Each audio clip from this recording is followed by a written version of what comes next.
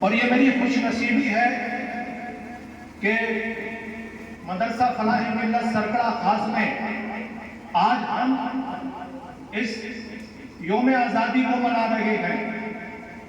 और ये आज़ादी के आपको विस्तार से बताएंगे, लेकिन मैं शॉर्ट में आपको बताकर जा रहा हूँ। ये आज़ादी हमें इतनी आसानी से नहीं मिली है।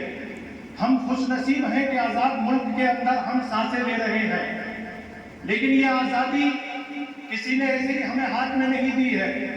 इस आज़ादी के लिए हमारे बुजुर्गों ने कुर्बानियां दी हैं और तब जाकर 15 अगस्त 1947 को ये हमारा मुल्क आज़ाद हुआ।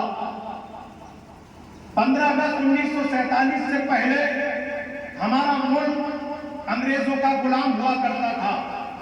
हम अपनी मर्जी से कोई काम नहीं करते थे, लेकिन जिस तरीके से आज मुझे खुशी हो रही है कि हमारे मदरसे के बच्चे हमारी आज़ादी के बारे में जो विस्तार से समझा रहे हैं, मुझे उम्मीद है कि आने वाले वक्त में आप जब इस मदरसे से फारिग होकर जाएंगे और जब कोई आलिम बनेगा, कोई कारी या मुफ्ती बनेगा, तो मुझे भी खुशी होगी कि मेरे सरकड़ा खास के बच्चे कितना नाम रोशन कर रहे हैं।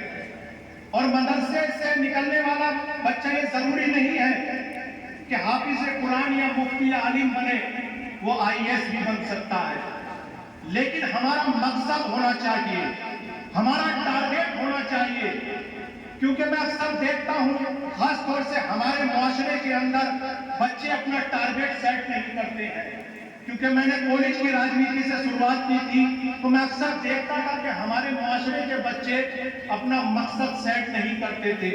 लेकिन मुझे उम्मीद है कि जिस तरीके से कारी अफसर साहब ने नींव रखने का काम किया है, आने वाले वक्त में आप में से अगर एक बच्चा IAS या PCS बन गया तो कई नस्लों को संवार सकता है।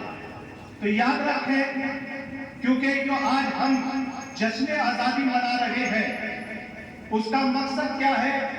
क्योंकि पहले पाकिस्तान और बांग्लादेश भी हमारे हिंदुस्तान में हुआ करता था, लेकिन 1947 में जब बंटवारा हुआ, जो हमारे ऊपर आरोप लगा दिए जाते हैं कि हम यहाँ बाई चांस रुक गए हैं, हम बाई चांस हिंदुस्तानी नहीं है, बल्कि हमारे बुजुर्गों ने हिंदुस्तान को अपनाया था। हमारे बुजुर्गों के पास ये मौका था कि हम भी दूसरे मुल्क जा सकते थे, लेकिन हमारे बुजुर्गों ने हमारे इस मुल्क को नहीं छोड़ा और हम आज इस आजाद हिंदुस्तान में जी रहे हैं। तो इसकी वजह यही है कि हमारे मुल्क बुजुर्गों ने हमारे मुल्क को छोड़ने का काम नहीं किया। मैं जानता हूं कि कुछ फिरका परस्त ताकतें हमारे ऊपर सवाल उठाती हैं, लेकिन इंशाअल्लाह मुझे उम्मीद है कि उन फिरका परस्त ताकतों को आप जैसे मदरसे के बच्चे जवाब देने का काम करेंगे।